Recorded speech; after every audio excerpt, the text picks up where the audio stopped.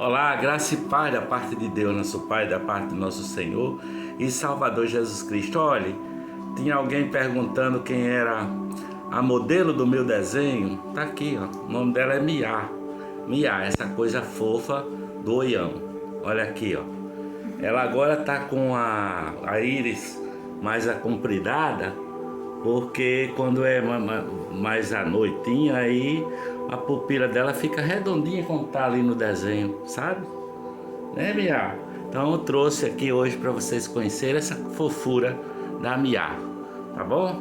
Quem quiser, qualquer um de vocês que quiser um retrato para dar de presente ou para si mesmo, pode falar comigo, entrar em contato comigo que dá certo, tá bom? Beijo no coração, paz de nosso Senhor Jesus Cristo. Hoje eu quero refletir com você, mais uma vez mostrando o desenho que eu fiz, ó. Um desenho realista da minha menina Mia, a gatinha do zoião. Então, hoje eu quero refletir com você no Talmidim, o passo a passo de Jesus, de Ed René, que Vites, o meu mentor da igreja de Água Branca, né? Igreja Batista de Água Branca, IBAB. E refletindo hoje nos textos de Mateus, capítulo 6, dos versículos de 11 a 13. E diz assim, olha, o texto: dá-nos hoje o nosso pão de cada dia, perdoa as nossas dívidas assim como perdoamos aos nossos devedores, e não nos deixes cair em tentação, mas livra-nos do mal, Veja bem, o teólogo alemão Joaquim Jeremias foi um dos mais extraordinários estudiosos da cultura semita, dos evangelhos e da Bíblia. Ele defende que a oração do Pai Nosso foi feita originalmente em aramaico, com algumas palavras hebraicas. Nesse trecho, por exemplo, que fala do pão nosso de cada dia, ele acredita que o pão de cada dia é uma referência explícita ao maná, o alimento que caía dos céus durante a peregrinação do povo hebreu ao longo dos 40 anos no deserto após o êxodo do Egito, não é? Diz a Bíblia Sagrada que na sexta-feira caía do céu uma porção dobrada de alimento, suficiente para alimentar o povo também no sábado. Fazendo esse paralelo, Joaquim Jeremias defende que a melhor tradução para o pão de cada dia é o pão de amanhã, isto é, o pão do sábado recebido na sexta-feira, sabe? Em resumo, Jesus estaria nos ensinando a pedir a Deus o pão do Shabá. O Shabá é o símbolo do céu, das coisas imateriais, da plenitude de Deus. Jesus está nos ensinando a pedir além do pão de trigo que alimenta o corpo. Pois o que de fato nos sacia no reino de Deus não é o pão para a nossa carne, mas é o pão para a nossa alma. Jesus criticou as pessoas de seu tempo que o seguiam, interessadas apenas no pão de trigo. Seus antepassados correram atrás do maná e mesmo assim, fartos do maná, morreram. Ele disse: vocês devem buscar o pão que vem dos céus, para que comendo dele, nunca mais tenham fome. Sem dúvida, Jesus faz referência ao fato de que ele mesmo é o pão dos céus, o pão da vida. Embora o alimento para o corpo esteja incluído na oração, pois todos somos parte do corpo, Jesus está se referindo a algo muito maior do que a satisfação de nossas necessidades físicas e biológicas. Ele disse: nem só de pão viverá o homem, mas de toda a palavra que sai da boca de Deus. Como a palavra que saiu no batismo dele, que ouviu-se a voz dizer: este é meu filho amado, em quem eu tenho grande prazer e grande alegria. Perdoas as nossas dívidas, assim como perdoamos aos nossos devedores, está no capítulo 12, no versículo 12, capítulo 6 de Mateus. A culpa é uma das forças destrutivas que habitam o coração humano.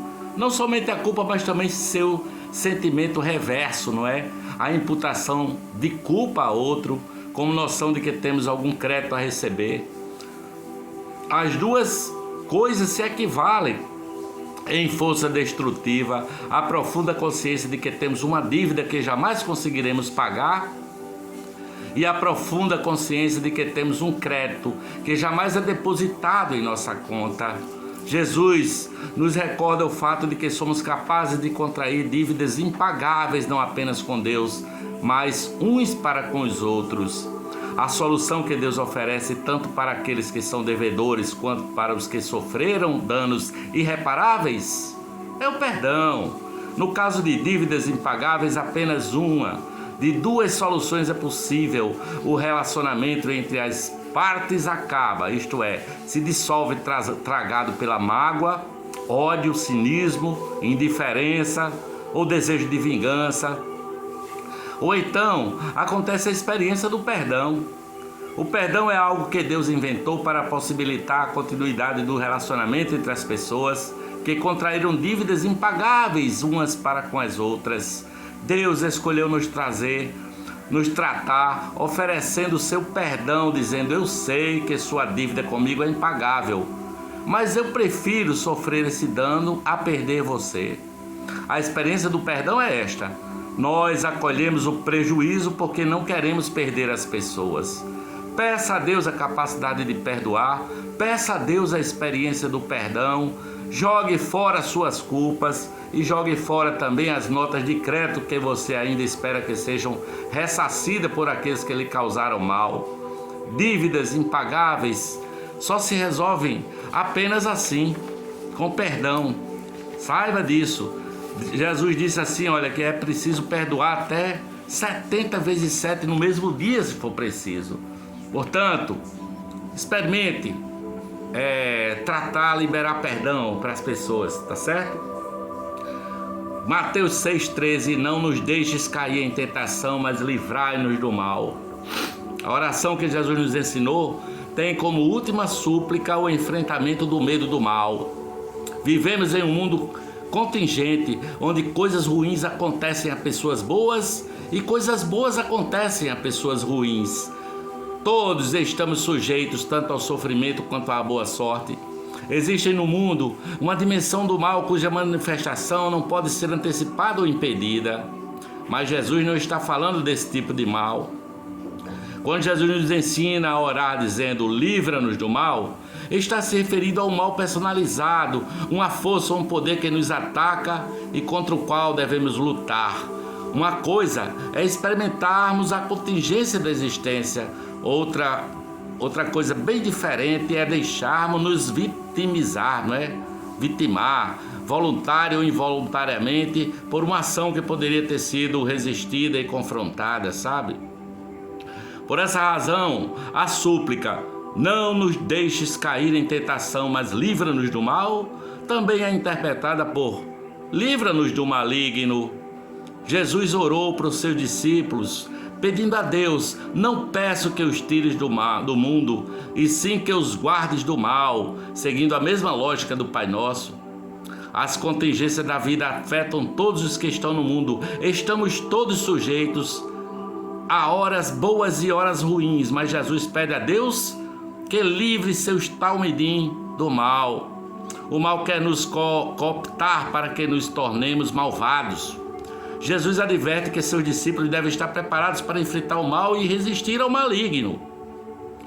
Jesus deseja que seus discípulos não sejam apenas sejam poupados dos ataques e das consequências do mal, mas também e principalmente que sejam capazes de oferecer resistência ao agente malvado ou maligno. Jesus suplica para que possamos distinguir entre o sofrimento eventual, inevitável, circunstancial e o sofrimento causado por nossa negligência ou displicência. A dor decorrente da abertura que demos ao mal, sem resistir aos apelos dos malvados e malignos que interferiram em nosso caminho, sabe? O ônus da aventura de viver é inevitável, mas Jesus nos ensina a pedir a Deus o livramento da ação do mal, bem como forças para estarmos vigilantes para combatê-la. Peça a Deus que livre você do mal, mas peça também que livre você de se tornar uma pessoa malvada, uma pessoa do mal. Porque todos nós, se dermos abertura, o mal que nos rodeia tão de perto, procurando ocasião para tragar quem possa, pode lhe levar e fazer você se tornar uma pessoa assim que nem se importa com as consequências de ser mal ou má com as outras pessoas. Eu espero que esta palavra, essa reflexão baseada no Talmidim, o passo a passo de Jesus, o ajude a encarar a vida com um novo olhar, com um novo mundo, com novas possibilidades. Um pouco mais do desenho da Mia para você, em nome do Pai, do Filho e do Espírito Santo. Paz de Jesus de Nazaré. Paz.